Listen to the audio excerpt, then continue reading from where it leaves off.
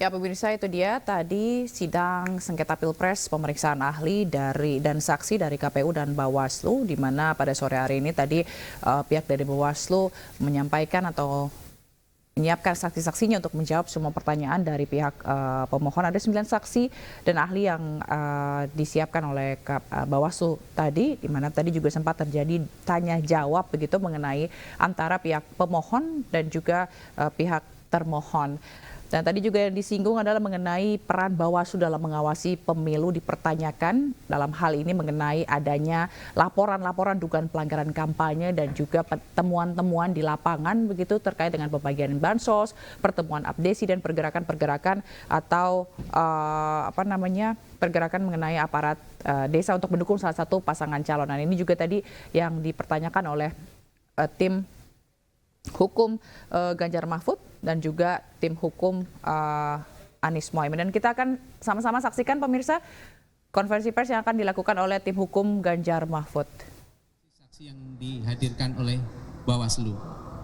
Memang ini suatu perkembangan baru ya, Bawaslu sebagai pemberi keterangan tapi menghadirkan saksi. Itu. Ini perkembangan baru dalam praktek hukum acara konstitusi ya, tapi kita terima sebagai sesuatu yang bagus itu. Beberapa hal nanti akan disampaikan secara bergantian. Kami berikan kesempatan pertama kepada Bang Todung dulu, silakan.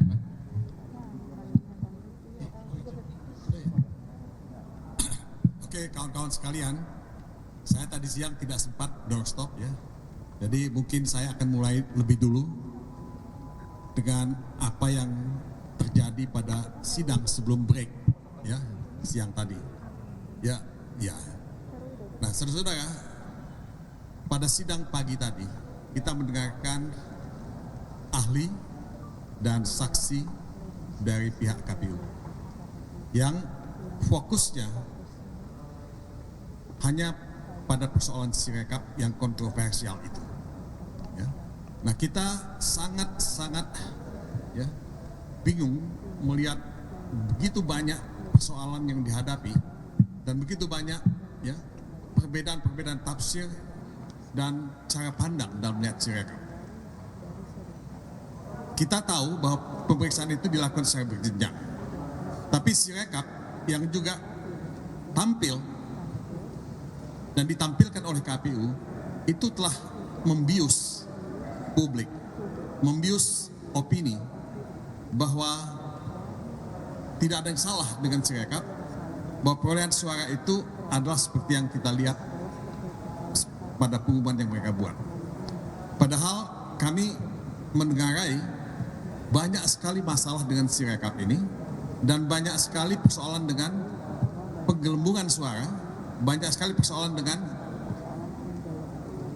kecurigaan kita terhadap fraud yang terjadi pada penghitungan suara. Nah, inilah yang kita lihat. Nah, dari saksi dan ahli yang tampil, bukan saja tadi pagi, tapi kemarin ketika kami menghadirkan saksi dan ahli, juga ketika teman-teman paslon 1 menghadirkan saksi dan ahli, kita melihat bahwa banyak sekali persoalan yang perlu kita pertanyakan. Salah satu yang kami kemukakan tadi adalah ketika bicara mengenai integritas, ya, integritas penghitungan suara, ya, adalah soal tidak adanya ya beberapa fitur yang penting dan harus ada pada setiap proses Sirekap itu sendiri. Tadi disebutkan satu misalnya mengenai tidak adanya fitur validasi. Nah, bagaimana ini kita bisa persoalkan ya kalau kita tidak punya fitur validasi. Kedua, fitur edit ya.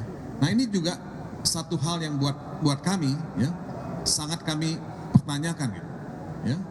Nah, ketiga, persoalan metadata. Kemarin ahli kami dan saksi kami mengatakan bahwa tidak ada metadata. Nah, pada hari ini saksi dari pihak KPU ya menyatakan ada metadata itu. Nah, ini perbedaan tafsir semacam ini, perbedaan penjelasan semacam ini, perbedaan testimoni semacam ini membingungkan kita dan membuat kita wajar untuk meminta KPU ya, melakukan audit ya, forensik, audit digital forensik terhadap Sirekap ini. Ya.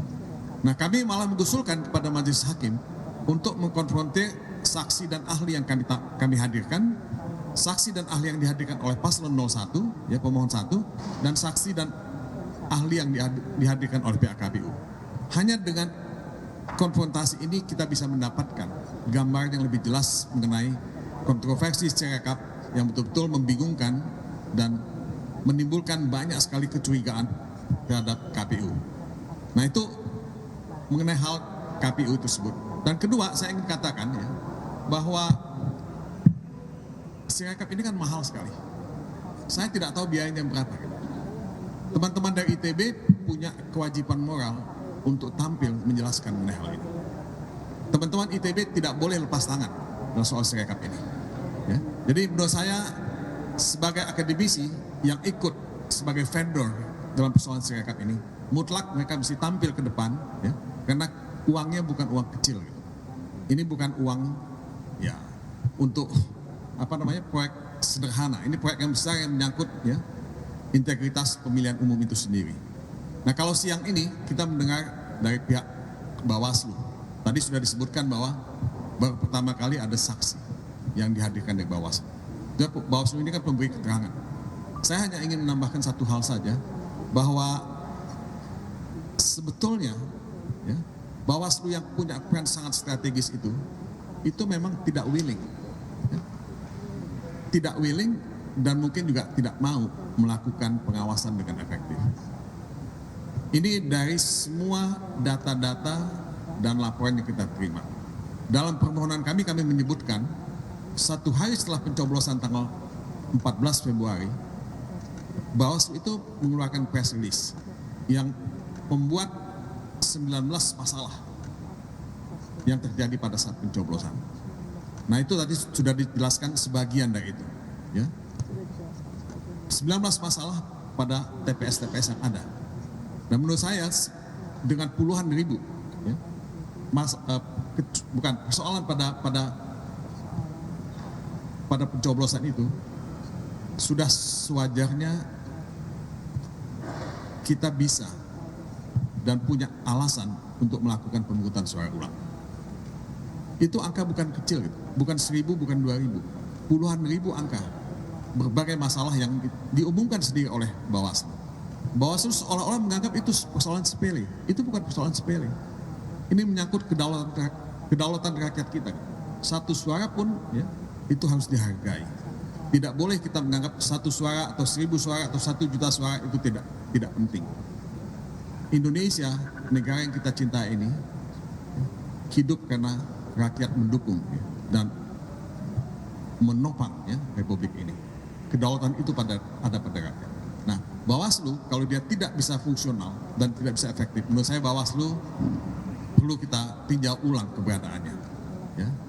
Saya mengatakan ini karena kami kecewa dengan Bawaslu dalam banyak hal. Saya kira kita semua punya pengalaman laporan kita tidak ditindaklanjuti oleh Bawaslu. Dan jadi kalau kami menuntut pemungutan suara ulang, memang banyak alasan ya, yang kita bisa kemukakan dan sudah kami sampaikan kepada majelis hakim. Jadi mudah-mudahan majelis hakim yang mulia cukup arif, cukup bijaksana dan cukup negarawan dan melihat Indonesia sebagai satu taruhan ya, yang penting, yang sangat strategis untuk diselamatkan. Kita tidak boleh membiarkan pemilu curang itu didiamkan atau tidak ya dibatalkan. Mungkin itu, terima kasih. Baik, sebelum lanjut ke Bang Magdir, ada 2 highlight yang perlu disampaikan, bahwa tadi Bang Todung sampaikan kekecewaannya terhadap kinerja Bawaslu. Kenapa? Ya, laporan yang disampaikan oleh para pemohon kepada Bawaslu tidak ditindaklanjuti sesuai dengan prosedur. Lapor tidak memenuhi syarat formil, seharusnya di dalam prosedur suruh dilengkapi, tapi tidak. Ada laporan memenuhi syarat formil, syarat material, tanpa ada klarifikasi kepada pelapor terlapor, Bawaslu langsung mengeluarkan keputusan bukan pelanggaran. Nah, ini banyak laporan-laporan yang seperti itu yang sudah disampaikan dalam permohonan. Highlight yang pertama. Yang kedua, ya, dari kesempatan pembuktian hari ini, termohon dan Bawaslu tidak ada satupun saksi yang diajukan oleh mereka maupun ahli yang mengklarifikasi tentang adanya pelanggaran prosedur persyaratan penerimaan pencalonan Gibran. Ini mengkonfirmasi bahwa dalil yang disampaikan oleh pemohon 1 dan pemohon 2 itu tidak dibantah. Dan dengan tidak dibantah, maka dalam hukum acara itu sesuatu yang terbukti dan diakui. Begitu. Nah, itu dua hal lainnya. Kemudian selanjutnya silakan Pak Mardir untuk menambahkan. Saudara-saudara, saya cuma sedikit yang ingin saya tambahkan. Saya kira benar apa yang dikatakan oleh Heru tadi terkait dengan argumen, salah satu argumen, yaitu ketika kami hendak menyampaikan diskualifikasi, ya, itu hampir tidak dibantah. Bahkan tidak ada saksi dan juga tidak ada ahli yang membenarkan bahwa pencalonan Gibran itu bisa dianggap benar secara hukum. Ini satu hal yang saya kira perlu sangat serius dan perlu kita cermati secara bersama.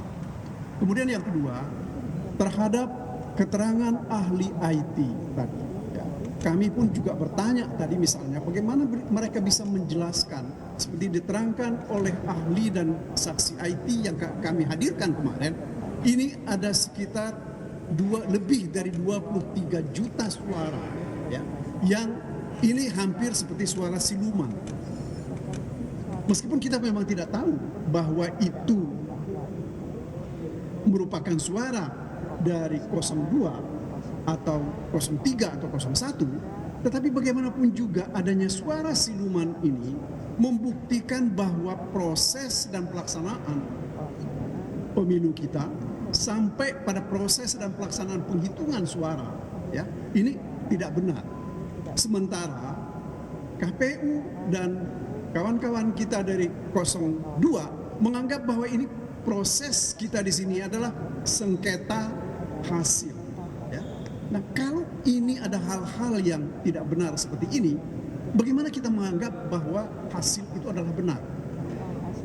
Yang ketiga yang saya ingin sedikit tambahkan, saya dalam satu pertemuan dengan Bawaslu beberapa waktu yang lalu, saya sampaikan apa sikap Bawaslu terhadap kampanye yang dilakukan oleh Presiden Joko Widodo, ya, ketika beliau bicara tentang kampanye untuk PSI, ya. Tadi pun tidak ada jawaban.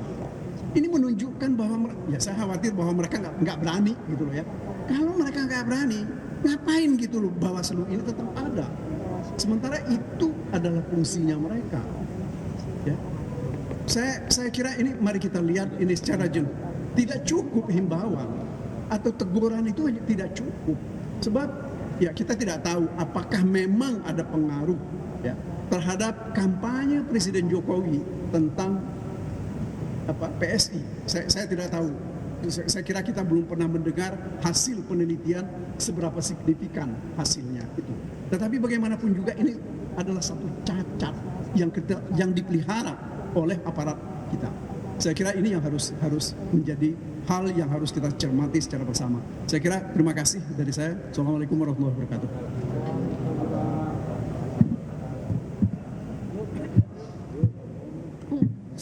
Assalamualaikum warahmatullahi wabarakatuh.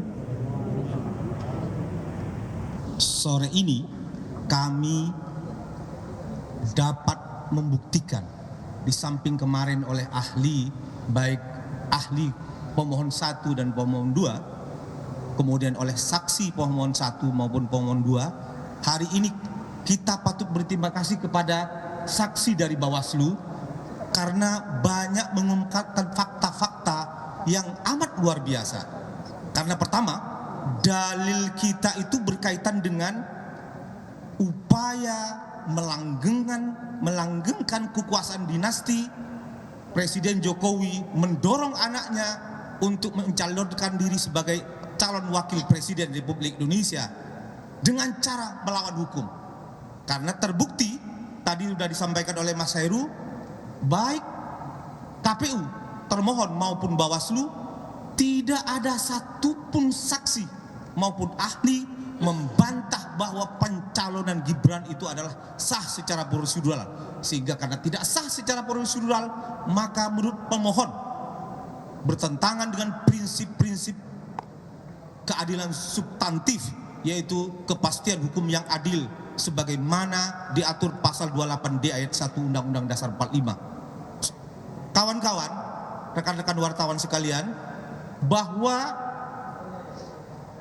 hari ini kita menyaksikan peradilan tata negara, peradilan konstitusi, bukan peradilan perdata, bukan peradilan pidana, sehingga pembuktiannya itu tidak mungkin kita membuktikan seluruh Indonesia apa yang terjadi sesungguhnya terjadi. Tapi kami dengan amat sangat meyakinkan tanpa keraguan sedikit pun, beyond reasonable doubt, bahwa kami mampu membuktikan bahwa telah sungguh-sungguh terjadi pelanggaran serius terhadap konstitusi, yaitu terutama prinsip-prinsip langsung, umum, bebas, rahasia, jujur dan adil sebagaimana diatur pasal 22E ayat 1 Undang-Undang Dasar 45, bahwa telah terbukti Presiden Jokowi untuk memenangkan anaknya mobilisasi struktur kekuasaan dari presiden, menteri, gubernur, wali kota, PJ wali kota, PJ gubernur, bupati, PJ bupati sampai aparatur desa, terbukti tadi semuanya ada pola kecurangan yang sama ya. Jadi kita membuktikan bola kecurangan pemenangan 02 dari mobilisasi struktur kekuasaan. Tidak cukup itu saja. Di samping mobilisasi dari presiden mobilisasi menteri, mobilisasi gubernur, PJ gubernur, bupati, PJ bupati, PJ wali kota sampai aparatur desa juga adalah politisasi bansos secara masif. Inilah kemenangan 03. Inilah sumber kenapa 03 mendapatkan 02 mendapatkan 5,8%. Terlalu semangat. Ya, terlalu semangat. Ya, 58%. Itulah kemenangan utama. Jadi kita mampu membuktikan bahwa hasil pemilu 2004 ini diperoleh dengan cara-cara yang sungguh melanggar konstitusi. Ya. Terima kasih. Assalamualaikum warahmatullahi wabarakatuh. Cadas. Jadi kawan-kawan sekalian ya, kita 2 kali sidang lagi ya, besok dan besoknya. Kalau Jumat kita hanya melihat para menteri mengkonfirmasi apa yang kita dalilkan, insya Allah ya. Nah besok kita lihat bagaimana jawaban termohon. Kalau tidak meyakinkan, insya Allah nanti kita ulang pemungutan suaranya. Yang belakang sudah ribut deh. Dan yang harus kita pahami ya, dalil kita itu mengenai pelanggaran terhadap konstitusi, prinsip-prinsip konstitusi, dan ada 3 hal yang menonjol. 1, soal pencalonan Gibran, dan fortunately sampai detik ini tidak dibantah. Mestinya yang paling membantah itu adalah KPU sebagai pihak yang melaksanakan prosesi pendaftaran tersebut. Tetapi ternyata tidak dibantah. Rupanya dia mengikuti pendapat Profesor Yusril Iza Mahendra yang di belakang. Kalau memang ini adalah putusan yang kontroversial dan penetapan ini adalah penetapan yang kontroversial juga. Ya, sudah diiyakan di belakang. Kita dengarkan iya-iyanya. Allahu Akbar. Lalu yang kedua mengenai bansos ya. Walaupun Bawaslu misalnya dan jajarannya berupaya mengalihkan perhatian dan lain sebagainya, mengatakan jemputan sebagai Menteri Pertahanan dan lain sebagainya. Memang dipikir kita anak kecil semuanya, ya kan? Kita pahamlah yang seperti itu, bagaimana struktur kekuasaan itu bergerak. Dan itu sejak Oktober ketika Gibran dicalonkan masif. Makanya kemudian kenaikan elektabilitasnya luar biasa, yang saya katakan memerlukan input yang luar biasa untuk menaikkan elektabilitas yang luar biasa juga. Jadi tidak proven kalau mengatakan karena Prabowo ikut berapa kali lalu kemudian dia memiliki elektabilitas tinggi. Kalau enggak, dia dari awal sudah 90% mestinya. Tapi faktanya sampai Oktober cuma 38% menurut survei AF Saifullah Fattah, dan kemudian naik terus sampai 58 ketika bansonisasi dan penetapan Gibran dilakukan, termasuk cawe-cawe Presiden Jokowi. Dan itu kita sebenarnya tidak perlu kita buktikan bahwa kejadian itu ada atau tidak, karena kejadian itu di seluruh Indonesia. Makanya kemudian nanti Jumat itu akan dikonfirmasi dari mana sumber uangnya, apakah legal atau tidak, kemudian bagaimana governance pendistribusiannya, apakah memang sesuai dengan tupoksi kementerian lembaga atau tidak, ya. Termasuk data penerima manfaat, apakah betul-betul dengan tujuan mengentaskan kemiskinan atau tidak, atau mengatasi hal-hal yang luar biasa, ataukah karena memang untuk tujuan elektoral. Itu akan terlihat dengan mudah sesungguhnya.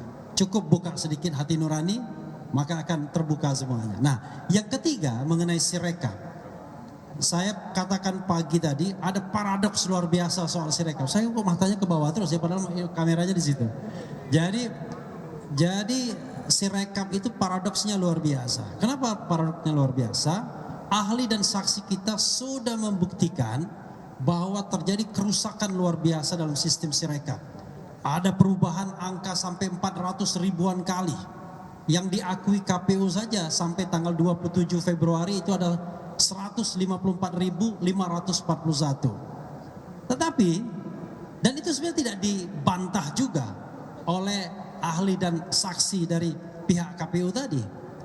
Dan ini makin menunjukkan bahwa Sirekap bermasalah, dan dalil kami yang mengatakan bahwa Sirekap memandu atau menjadi panduan kecurangan, inilah yang sesungguhnya terjadi. Sirekap menetapkan angka, lalu kemudian manual mengikuti, dan tidak ada kekuatan manapun ketika kita harus melawan negara dalam hal bagaimana manual bekerja untuk menentukan angka-angka tertentu. Nah, itulah keyakinan kami. Insya Allah mudah-mudahan ini dikabulkan oleh Mahkamah Konstitusi. Wassalamualaikum warahmatullahi wabarakatuh. Ya, mudah-mudahan tidak ada pertanyaan lagi ya. Cukup ya? Ada?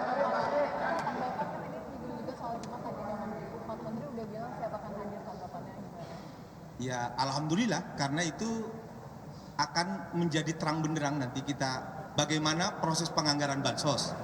Apakah automatic adjustment itu yang sekitar 50M yang digelontorkan awal Januari Februari itu apakah sudah masuk mata anggaran sehingga disetujui DPR. Kalau nggak disetujui DPR kan berarti NER pengawasan. Itu nanti biar Menteri Keuangan. Kemudian yang berkaitan dengan data terpadu penerima manfaat. Siapa yang berhak menentukan siapa yang mendapatkan bansos itu? Termasuk BLT El Nino dan beras yang 10 kilo itu seharusnya kalau dalam undang-undang tentang fakir miskin bla bla bla itu adalah kewenangan dari Menteri Sosial. Kenapa Menteri Sosial gak dilibatkan? Nah itu biar besok Menteri Sosial menjelaskan itu. Yang kedua adalah berkaitan dengan kemudian keterlibatan dari Menko Perekonomian dan Menko PMK. Nanti besok akan hari Jumat ya, kita akan menyaksikan bersama apa yang terjadi sehingga kita terang benderang. Sebab kalau ini kita biarkan, demokrasi ini kita akan terancam. Kenapa? Kalau cara-cara kecurangan menggunakan bansos, menggunakan struktur kekuasaan itu dibiarkan, maka demokrasi konstitusional kita akan berakhir. Reformasi 98 yang kita perjuangkan akan padam. Oleh karena itu, hari ini daulat rakyat dan daulat hukum berada di tangan Mahkamah Konstitusi untuk menyelamatkan Republik ini. saya kira ke depan kalau ini tidak dihentikan cara-cara kotor seperti ini, maka yang terjadi adalah siapapun yang memegang kekuasaan, menggunakan kekuasaan anggaran dan sebagainya, dia akan memenangkan pemilu. Apa gunanya pemilu kalau sudah ketahuan pemenangnya? Jadi kira-kira itu saya kira sudah cukup.